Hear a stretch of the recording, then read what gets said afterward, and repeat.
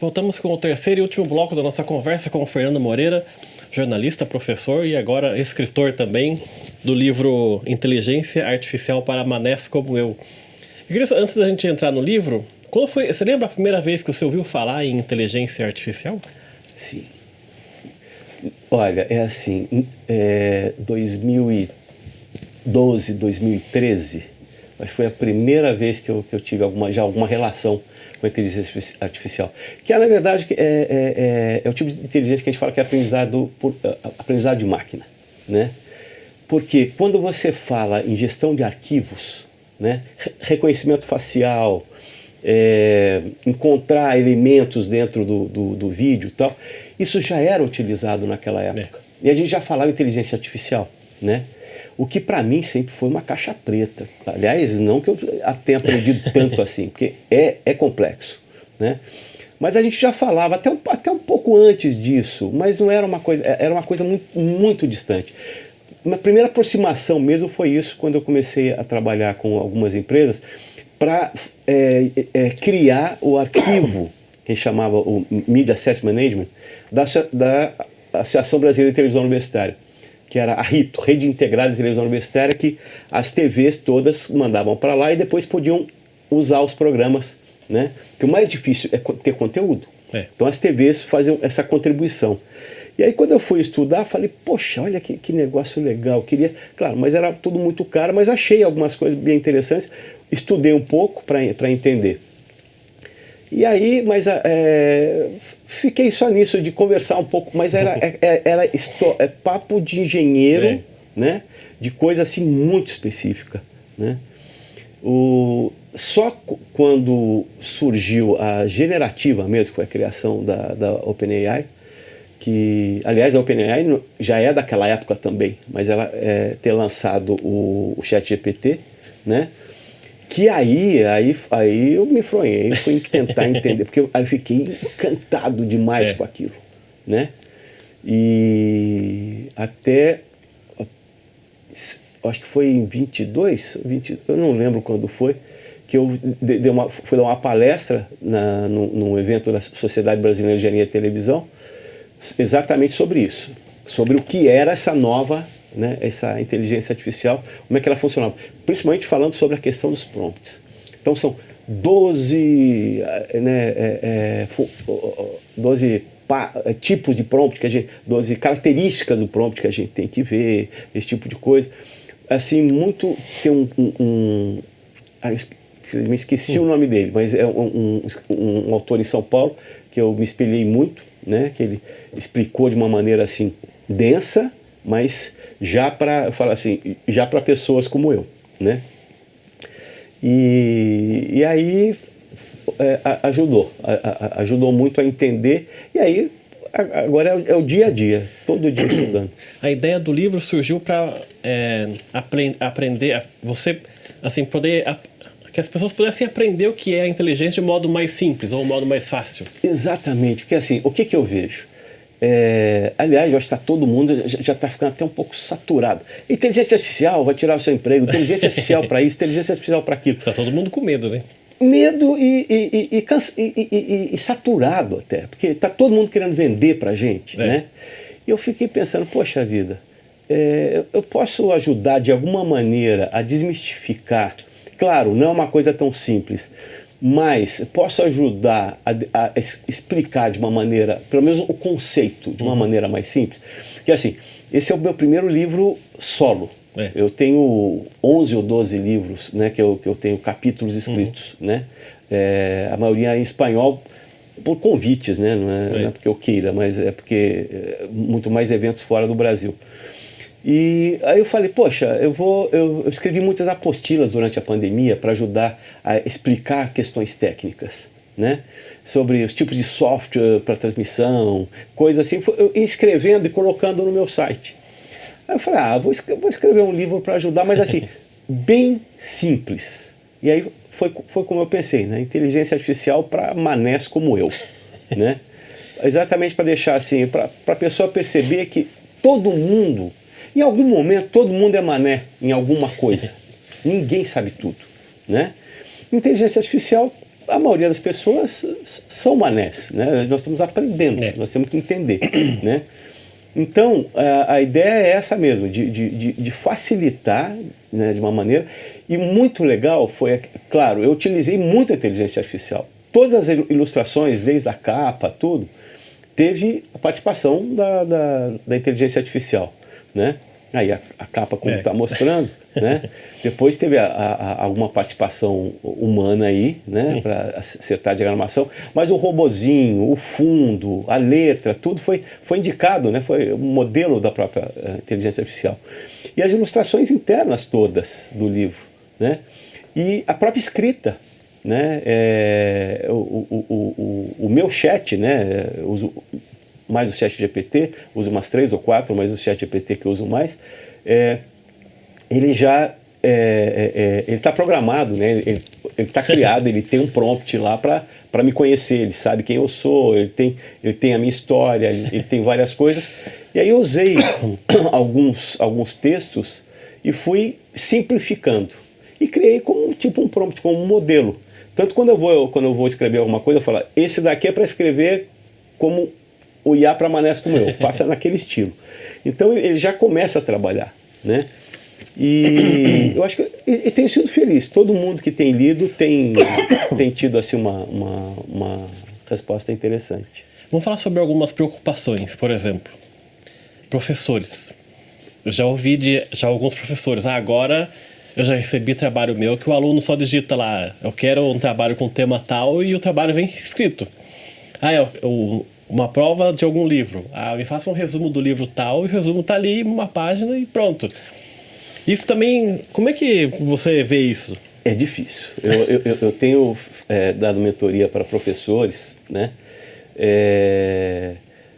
Muito mais para ajudá-los na produção, onde a gente faz tudo isso. A gente faz o resumo, a gente faz tudo, a gente usa a IA para ajudar a preparar a aula. Agora, ela é um assistente, ela é um grande estagiário, um excelente estagiário, né?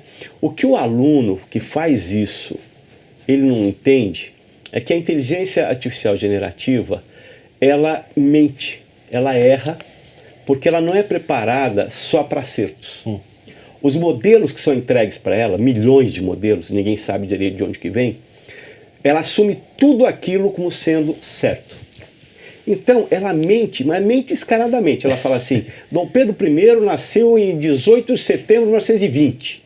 Ela fala e afirma, né? Porque se isso aparecer em algum lugar que ela fez a pesquisa, ela aceita isso como verdade. Então, primeiro, o mau aluno vai ser sempre o mau aluno, o folgado vai ser sempre o folgado, né? A gente já conhece o aluno. Você já sabe que ele não tem aquela competência para fazer daquele jeito. Se aparece uma coisa diferente, você vai desconfiar. Se ele é um bom aluno e está usando para melhorar, ótimo, né?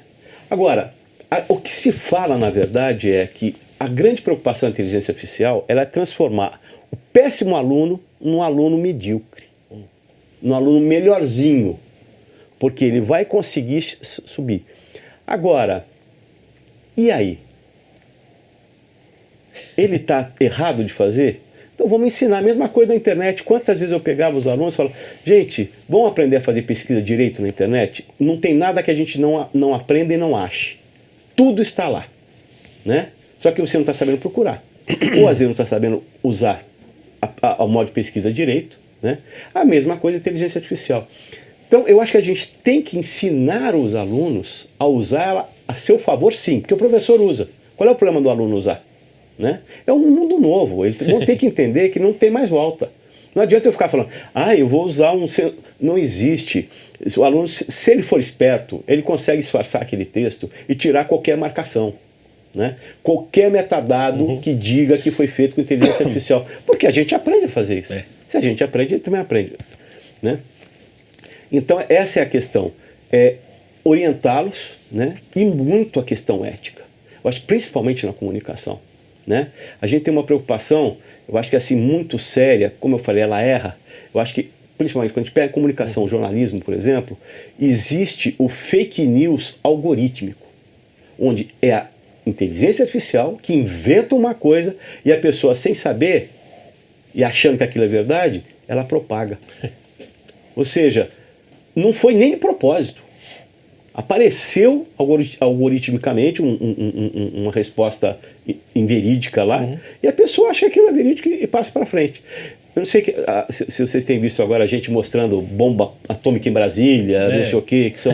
É o vídeo, né? O VO3, que é O vídeo agora que tem de monte, né? Sobre qualquer lugar, né? De 2 ou 3 semanas para cá, quando saiu o VO3, né? A versão VO3 do Google, é absurdo o que dá para fazer, né? Ela já vem com áudio, tudo. E se você souber fazer um prompt, né?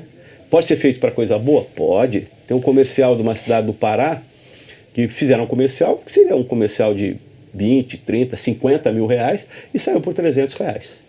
Né? Bem feito, bem feitinho, legal, né? Vende a ideia, ou seja, cumpre o papel dele com uma qualidade excelente. Né? Ou seja, feito para coisa boa. É isso que a gente tem que aprender e ensinar. Então não adianta você ficar brigando. Gente, é que nem a gente brigar. Eu sou do tempo que não existia internet, então os professores brigavam com a gente pra você fazer pesquisa na internet. Quanto aluno fez copy-paste? Eu tive aluno que chegou na apresentação do TCC, apresentou um TCC que não era dele. O que eu fiz? Chamei ele num canto e falou, ou você desiste, ou eu vou ter que mostrar para todo mundo que você copiou, porque está aqui, eu achei a sua cópia. Você copiou inteiro, né? Então acho melhor você desistir de apresentar, perde esse ano, desiste, aceita isso, senão de qualquer jeito você já perdeu. Porque é muito fácil desmascarar, né? O bom aluno vai aprendendo, vai ser melhor ainda. Agora, para a gente finalizar a nossa conversa, é sempre aquela pergunta, né? O que vem depois? O que vem agora? Porque a inteligência artificial pode fazer qualquer coisa. O que vem depois disso? O que vai ser mais moderno do que isso? Aí você fez uma pergunta que nem é pergunta de $1 milhão, essa pergunta é de $1 bilhão agora, né? Porque os valores são absurdos. Mas eu acho que é assim, exatamente isso. Não adianta, não tem mais volta. Tá? Se não tem mais volta, aceita e, pelo menos, aprenda. Entenda. Por isso que eu escrevi isso daqui. Começa. Não tenha medo. Quer falar, mas eu estou entregando meus dados. Meu amigo, você abriu uma conta no banco, você nasceu, você já tem um CPF, você já está entregando dado. Isso aí não existe. Se proteja. Eu tenho, eu uso sempre software de proteção, né? Nunca tive meus dados vazados, né? A questão é, aprenda. O futuro, eu acho que a gente realmente tem coisas. Essa semana eu escrevi um artigo que eu já tinha falado isso logo no começo, que eu já tinha entendido isso, que tem muita empresa hoje, por exemplo, que não está mais contratando estagiário. Porque o estagiário, ele colocado numa função onde ele vai aprender e ali ele erra e tal, tem muita função que é mecânica que você põe inteligência artificial para fazer. Então, os estágios em algumas áreas e os recém-formados, é muito perigoso isso. Aí entra um outro lado. Acabou de sair toda uma normatização da inteligência artificial no Brasil, como já saiu europeia, como já saiu um marco nos Estados Unidos. E aí a gente tem que ver algumas coisas. Na área de comunicação, por exemplo, a indústria de comunicação nos Estados Unidos está pedindo muita regulação. E é isso que a gente precisa. As empresas, elas têm que ter algum tipo de controle para você impedir, dar algum tipo de vantagem para que ela continue contratando o recém-formado, continue contratando o estagiário, né? Para que, senão daqui a pouco, se você não contrata os iniciantes, você não vai ter o intermediário e o avançado. Nós vamos matar uma geração. Isso não pode acontecer. E eu acho esse risco para empresas que não têm consciência da importância do treinamento e da formação do seu próprio pessoal é muito sério, né? E a questão da formação do seu próprio pessoal, a gente vê quantas empresas hoje, porque nós estamos com uma geração que ela não tem mais apego. Ela muda de emprego com uma facilidade muito grande, principalmente na área de tecnologia. E por que ela faz isso? Porque ela não vê vantagem nenhuma em ficar. Isso é culpa das empresas. né? Tá certo, quero agradecer muito a sua presença aqui. Obrigado por ter vindo compartilhar esses conhecimentos com a gente. Parabéns pelo livro, pela sua trajetória. Obrigadão, eu que agradeço. O programa Gente em Destaque fica por aqui. A gente volta numa próxima oportunidade. Até lá.